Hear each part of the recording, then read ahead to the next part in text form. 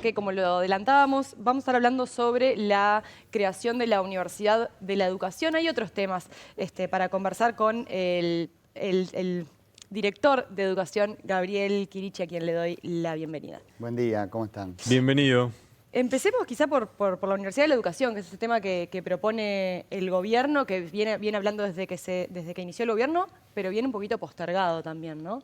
Bueno, nosotros esto lo venimos planteando como equipo de gobierno y también desde la campaña como una de las principales propuestas de transformación de la educación en un sentido histórico, ¿no? A lo largo de todo el 2024 hablamos de más acompañamiento, más tiempo educativo para las infancias y las adolescencias, que bueno, ahora con lo de las becas creo que también está bastante claro por dónde se va a ir, pero también hablábamos de una tercera universidad pública, la Universidad de la Educación o la UNED, que tiene la característica de que en caso de que, bueno, ahora ingrese en el Parlamento y se converse, sería una universidad con un despliegue en todo el territorio del país, ¿no? Porque, bueno, el proyecto de ley que se presentó desde el Ministerio de Educación supone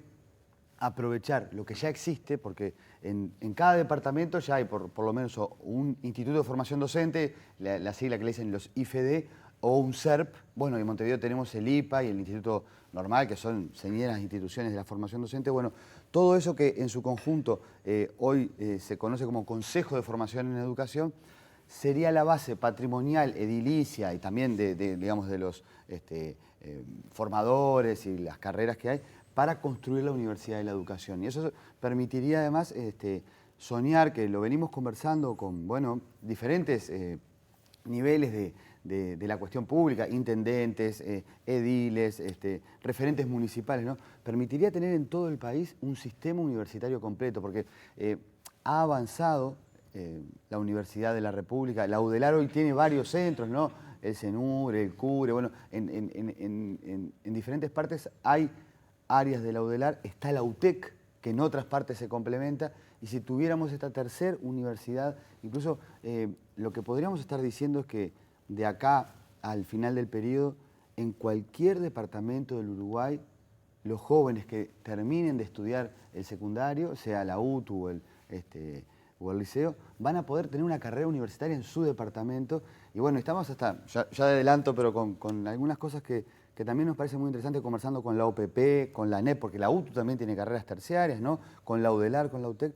La posibilidad de soñar es que, por ejemplo, los primeros años de cualquier tramo público terciarios sean universitarios, que haya como un ciclo básico común, en donde eso va a facilitar muchos problemas que hoy tienen que ver con el desarraigo, con que si no tengo en mi departamento qué estudiar, puedo hacer las primeras materias en mi departamento y después tener dónde ir a continuar una carrera. En cualquiera de las tres universidades. Si existieran las tres y si hubiera una coordinación, que hoy en día está mucho más avanzada también la coordinación interinstitucional, ¿no? Ha habido un gran trabajo de lo que era antes la comisión mixta, que en realidad ahora son tres, la UTEC, la UDELAR y la ANEP, pero además nosotros como gobierno volvimos a convocar al Sistema Nacional de Educación.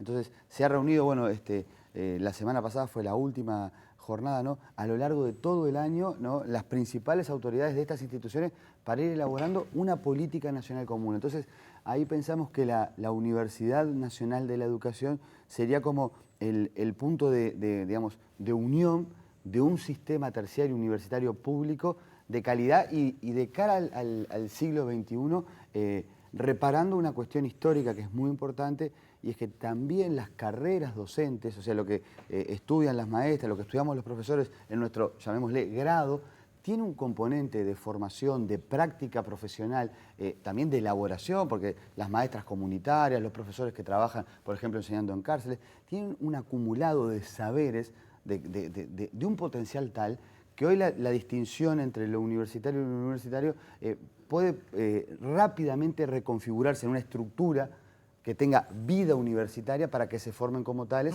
y eso sería un gran avance para el Uruguay.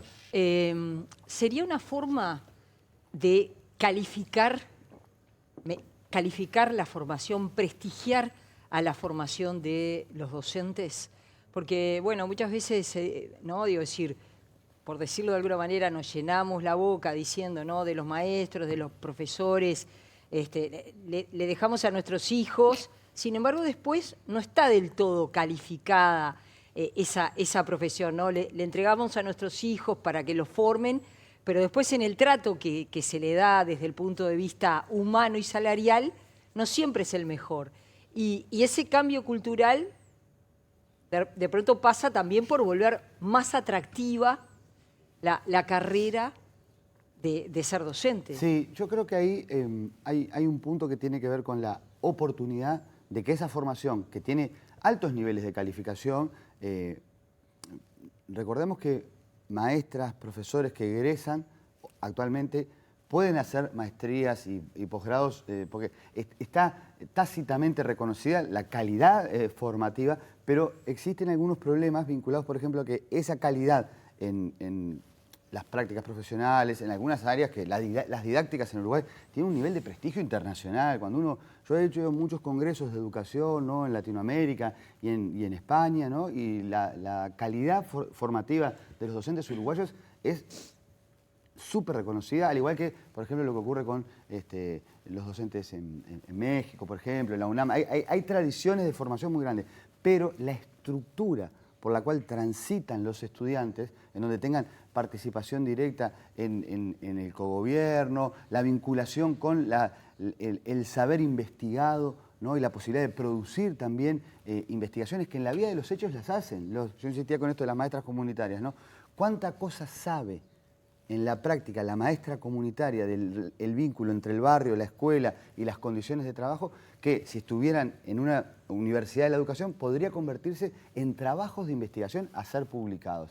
Esa perspectiva, a incorporarle a la formación docente de calidad, pero que está en un rango medio, ¿no?, en el reconocimiento académico, creo que es una reparación histórica, porque también habla de un siglo XX en donde por diferentes razones se tuvo un gran cuerpo docente que trabajó, digamos, universalizando la escuela primaria, llegando a niveles medios en la enseñanza secundaria, pero que no adquirió el nivel académico administrativo, ¿no?, que no quiere decir que formativamente no sea bueno. Entonces, eso hoy permitiría además, una cosa que yo creo que es muy valiosa, es que también a futuro quienes estén dando clases sean reconocidos en su carrera por sus investigaciones, por su participación en proyectos de centro comunitario, por su colaboración atendiendo problemas sociales que también son formación profesional, ¿no?, cosa que hoy no existe. Nosotros tenemos todavía una carrera docente básicamente en secundaria, ¿no?, anclada en la antigüedad, con muy poco reconocimiento. Por ejemplo, para quienes aplican, estamos tratando de impulsar con Ceibal y con otras instituciones, con la propia formación docente, una cátedra en pedagogía e inteligencia artificial. ¿Cuántos docentes ya trabajan con eso? ¿Cuánto repercute eso en su currículum profesional dentro de la trayectoria docente? Si tenemos una universidad de la educación, probablemente esos docentes sean candidatos a ser profesores o, digamos, dinamizadores de equipos de investigación sobre la práctica profesional. Entonces, esto habilita, creo yo, una equiparación académica de unas carreras que realmente, hay algo de lo que vos decís, Ana, que yo creo que también como sociedad debemos volver a pensar, ¿no? Las maestras y los profes son las personas con las que los adscriptos, más tiempo dejamos a quizá lo más querido que tenemos, ¿no?, que son nuestros hijos, nietos, sobrinos, ¿no? Pero después no tiene, quizás internacionalmente sí, pero yo digo, dentro de la sociedad uruguaya, ¿logran tener ese lugar, ese prestigio, ese respeto que se necesita? Bueno, yo creo que ahí hay un punto muy importante, y es la construcción de esta posibilidad de una universidad también generaría en la conversación pública un nivel de reconocimiento que debe superar viejas aristocracias académicas, ¿no? Porque después vos tenés que, en realidad, yo siempre lo digo con mucho cuidado, ¿no?, pero quizás de los mayores intelectuales que ha tenido el Uruguay, no es porque ser un ranking, a veces hacen esos rankings que mejor, no, porque parecen los rankings bueno, los de Spotify son los más seguros porque uno sabe lo que escuchó, Más ¿no? o menos. Pero más o menos, a veces te aparecen esas cosas. Pero, por ejemplo, el maestro Miguel Soler fue referente a nivel mundial en la UNESCO, quizá la mayor institución educativa, creo que no se puede decir otra, porque ya no es ni siquiera occidental, la UNESCO hoy la preside un gran pedagogo chino, ¿no? Entonces, Miguel Soler es referente mundial, era maestro. Siempre contamos lo mismo, me voy a mi área, ¿no? Pero ¿cuántos profesores de historia son grandes historiadores? Y esto no va en contra de los historiadores, que son unos genios, y las historiadoras, que hoy tenemos tantas, o tienen las dos carreras, ¿no? Pensemos en Ana Frega, por ejemplo. Porque la formación como tal de los docentes muchas veces está vinculada también a un despliegue del saber. Llevar a niveles universitarios en todo el país, yo creo que además va a ser una especie de motivación para que también los profesores del IFD de Artigas, bueno, el CERP de Rivera es un pequeño motorcito cultural para Rivera, es una zona hermosa, con esa cultura de frontera, con un desarrollo bien interesante. Que tenga una universidad ahí, ¿no? Para todo el país creo que va a ser muy lindo. Además, está la posibilidad de hacer estudios de posgrado, cosas binacionales. Bueno, hace muy poquito en la UTEC se aprobó esto de robótica en Rivera, ¿no? Es una cosa que empezamos a pensar en Uruguay de cara al... Ya vamos un cuarto del siglo XXI, ¿no? Pero nos queda todavía tres cuartos para recorrer, ¿no?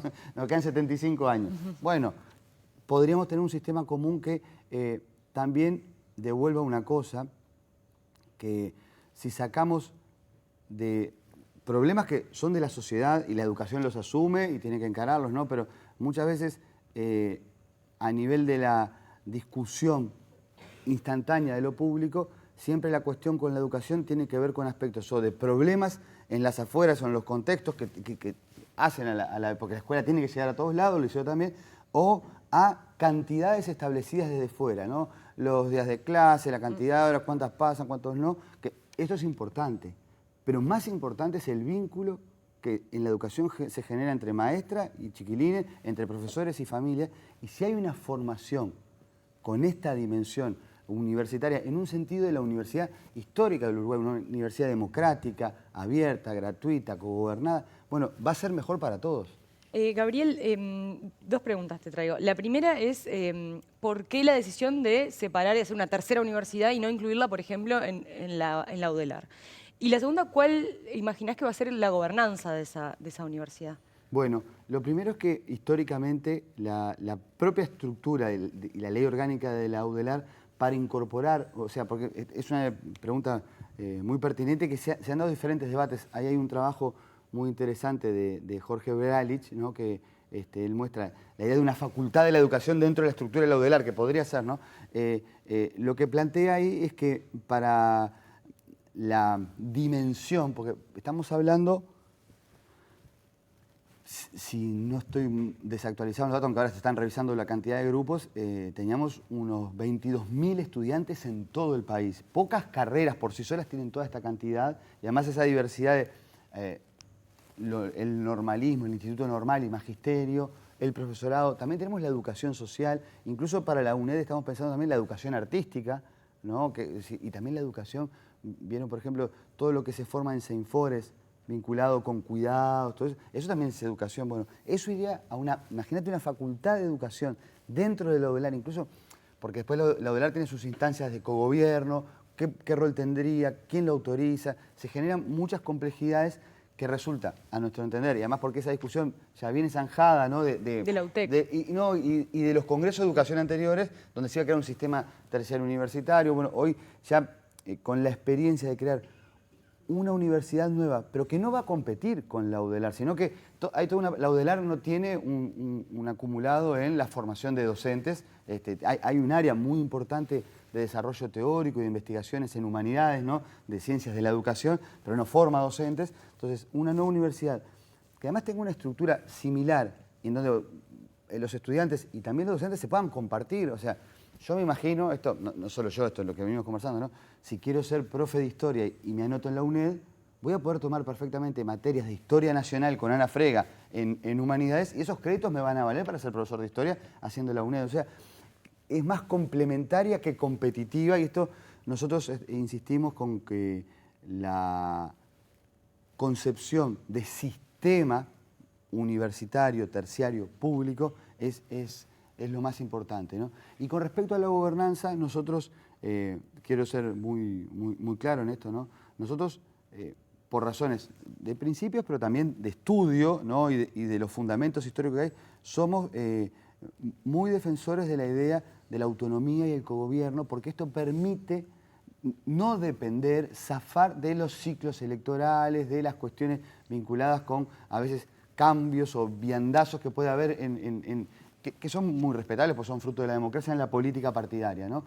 Pero además, porque la autonomía del gobierno permiten desarrollar con otra temporalidad políticas de mediano y largo plazo, ¿no? Y también resolver problemas que de repente los cambios de gobierno no lo permiten hacer, y hay grandes estudios, ahí nosotros también en base a lo que tenemos en el área de educación superior, contra nuestra compañera Virginia Villalba, ¿no? Que demuestran cómo la participación académica fundada en debates pedagógicos institucionales enriquece la dinámica de las instituciones educativas. Y hay un ejemplo muy claro, yo siempre lo cuento, creo que pocas veces se dice, ¿no? Pero cuando vino la pandemia, que fue todo un momento donde siempre resaltamos cómo debe ser la labor de Ceibal, yo justamente trabajaba tanto en formación docente como en la UDELAR, como en secundaria, ¿no? ¿Y qué nos pasó? En las instituciones que dependían de una dirección centralizada, para tomar decisiones, ¿no? Con respecto al... ¿Se acuerdan del famoso Zoom, todo eso? Era muy complicado, ¿no? Es decir, hubo colectivos docentes, me acuerdo de las maestras tratando de hacer los deberes,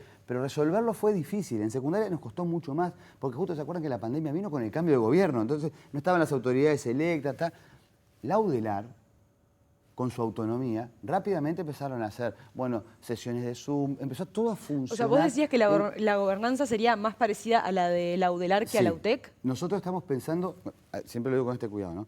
Pensando en un proyecto de dimensión nacional en donde la autonomía y el cogobierno son pilares.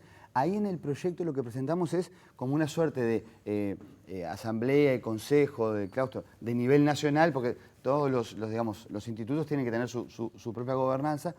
Pero estamos abiertos, porque también esta es una cuestión que nosotros no la planteamos como a tapa cerrada. Estamos abiertos a que en la discusión parlamentaria y en la conversación pública surjan propuestas complementarias, ¿no? Por ejemplo, hoy en día, porque no es ni la UTEC ni la UDELAR, digamos, por poner los dos extremos, el Consejo de Formación en Educación tiene algunas autoridades designadas por el gobierno y otras elegidas por estudiantes y por docentes. Es como, digamos, un sistema mixto entre la autonomía absoluta del gobierno tal, ¿no? Pero también pensamos que como va a ser a nivel nacional, es probable que tenga formas de gobierno descentralizadas. ¿Por qué no escuchar a las intendencias? ¿Por qué no escuchar a los municipios? Eso también, yo lo que propongo siempre es apelar a la creatividad constructiva de la técnica parlamentaria. Es decir, no creo ni que haya ni que reproducir la UDELAR, que también su ley orgánica tiene mucho tiempo, ni tampoco la UTEC, que se quedó sin la capacidad de autonomía. Y puede ser una alternativa a estos medios. Gabriel, ¿cuáles son los cambios que se vienen ahora para 2026?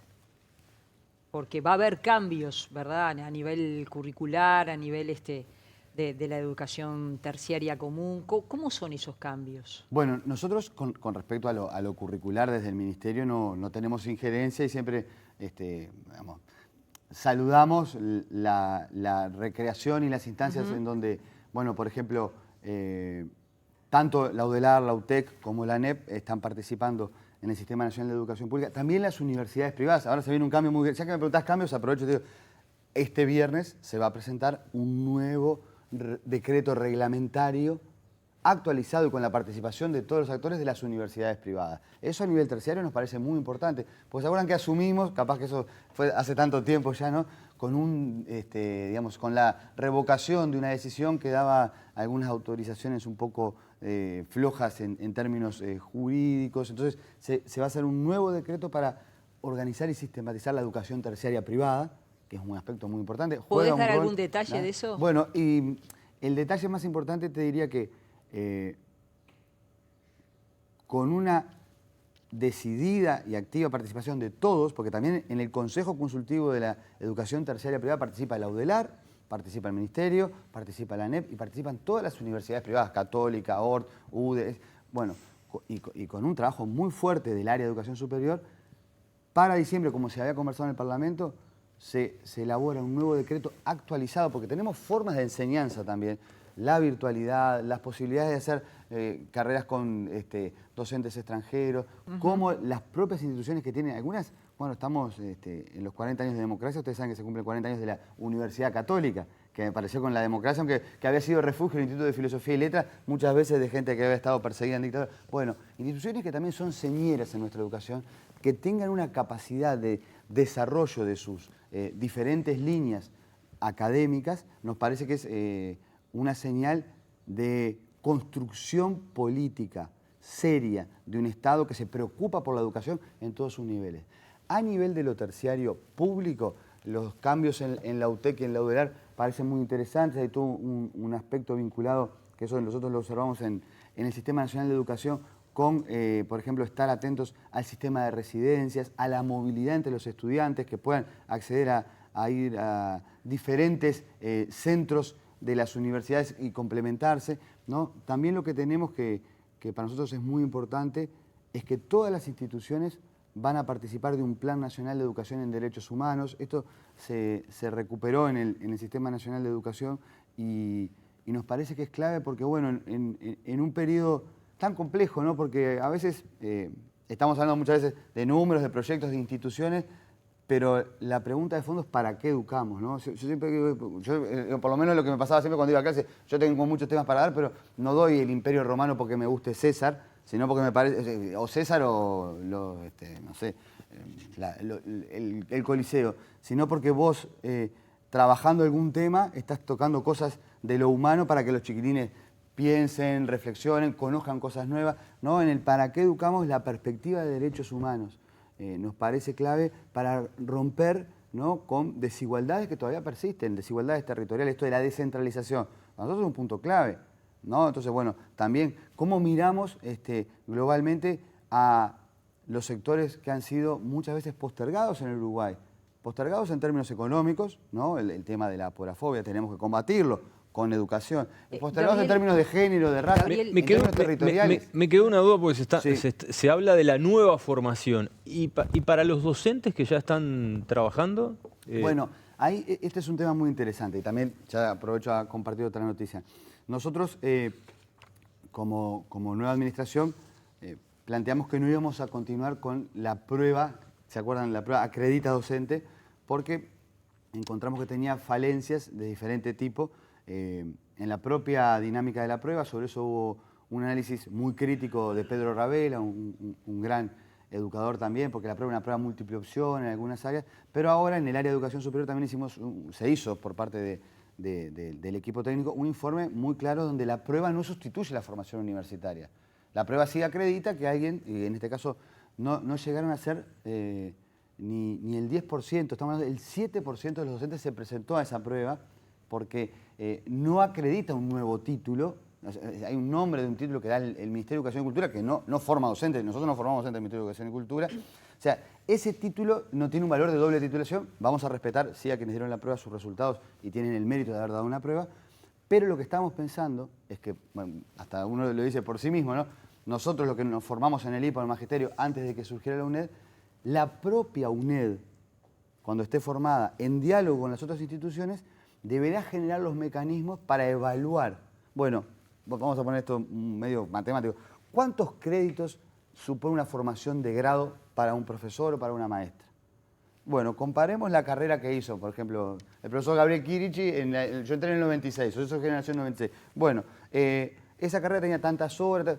Bueno, quizás si el profesor Gabriel Chirichi y su generación hicieran además un trabajo de este tipo, esto se les puede acreditar, ¿no? Y si, por ejemplo, hizo publicaciones o después integró un equipo de investigación. Yo trabajé unos años en un área hermosa, en la unidad multidisciplinaria de Facultad de Ciencias Sociales. Bueno, con eso podemos acreditarle, hay que hacer un consejo académico, ¿no? Ver los mecanismos, no para hacer de esto un trámite o un mero hecho administrativo, sino para darle la sustancia universitaria que compete y que en muchos casos, viste lo que yo decía antes, ¿no? Hay enormidad de profes y maestras que tienen tremendo nivel. ANI tiene un fondo, ¿no? El Fondo de Investigación con CFE, que tenés maestras y profesores haciendo investigación. También pensando en la no división, ¿no? No en los docentes que van a venir y en los que quedan postergados. Claro. Yo lo que creo que hay, solo un segundo, lo más importante es que si la UNED tiene una composición a lo UDELAR democrática, eso rápidamente se va a generar y bueno, por lo menos nuestra perspectiva es impulsar que, digamos, la concepción integradora sea la que predomine para que no se dé esta como división. Pero se va a tener que evaluar, me imagino, caso a caso. Hay docentes que van a poder acreditar su título y otros que necesitarán hacer algún tipo de algún trabajo, crédito más, un curso. Exactamente. Bueno, mirá, hay todo un tema que nosotros también, yo lo digo con mucho cuidado, ¿no? Por diferentes razones, hubo momentos en dictadura, ocurrió que la carrera docente se vio castigada y se perdieron horas y créditos. Bueno, yo siempre digo que el criterio tiene que ser de justicia académica, abierto, no excluyente y reparador. Porque la gran mayoría de las personas que hicieron magisterio, profesorado, antes que nosotros incluso, la verdad que estudiaron muchísimo, daban exámenes dificilísimos y tienen una práctica profesional de un saber, que es lo que charlamos un poco con Ana, que a veces hasta lo perdemos de vista en la conversación cotidiana del valor que tiene para la sociedad. Y respecto a las universidades privadas, ¿qué es lo que ocurría que no puede seguir ocurriendo porque por algo se derogó el decreto y qué es lo nuevo que va a ocurrir dentro de la autonomía universitaria? Bueno, las universidades privadas, con respecto a su propia estructura, nosotros, el Ministerio, el Estado, lo que les exige es determinadas condiciones para presentar nuevas carreras, presentar nuevas facultades, abrir maestrías, ¿no? Y lo que ocurrió, yo le voy a decir en términos muy generales, Ana, pero lo que ocurrió es que con ciertas instituciones se generó una sensación, porque incluso los propios rectores nos dijeron que fue una mala expresión de la, digamos, normativa que estaba incorrecta en términos jurídicos anterior, ¿no? De autorizaciones definitivas, ¿no? Hubo una perspectiva que yo creo, además equivocada, de generar una suerte de retiro de la regulación y que bueno, las instituciones podían digamos, funcionar de manera casi que propia y abrir nuevas sedes sin presentar determinadas condiciones que son muy importantes. Mira, hay dos cosas, ¿no? Porque uno lo dice también, bueno, me parece que corresponde, yo he dado clases sobre todo en la Universidad Católica, son espacios de alta formación, no hay esa dicotomía público-privado, cuando uno después va a trabajar, se da cuenta que hay profes de la UDELAR que trabajan en la Católica y viceversa, cuando Julio Fernández, el rector, presentó el otro día fue a principio de año, pero los 40 años dijo, el alma mater de la Católica es la Universidad de la República, pero ¿qué pasa? La regulación también tiene que ver con garantías para los productos de investigación, para los estudiantes que se anotan y pagan, la familia paga una matrícula y esa, digamos, el estatus de un instituto universitario también tiene que tener cierta responsabilidad financiera, es decir, no puede ser, que nos ha pasado, incluso yo lo conversaba con el director anterior, con Baroni, ¿no? De que se presentan digamos, a la autorización, que es la chapa universitaria, instituciones del exterior con universidades virtuales que después no sabes la base que están, después se anota la gente y desaparece la plata. Entonces, lo que hay con este nuevo decreto es una regulación actualizada, ordenada y en consulta con todos, que es lo que no había pasado la vez anterior, ¿no? Es decir, yo no me acuerdo exactamente, pero creo que se hicieron 6 sesiones consecutivas del Consejo Consultivo con todas las autoridades o sus representantes de las universidades para actualizar la forma de presentarse, la posibilidad de abrir cursos virtuales. Hoy todo eso, lo que vamos a ver es que está organizado institucionalmente de manera común entre el Ministerio y las instituciones. Gabriel Quirici, gracias por haber venido esta mañana a 5 Sentidos. La seguimos en cualquier momento. Bueno, gracias a ustedes y si no nos vemos, feliz Navidad y feliz año. Gracias. Gracias. Y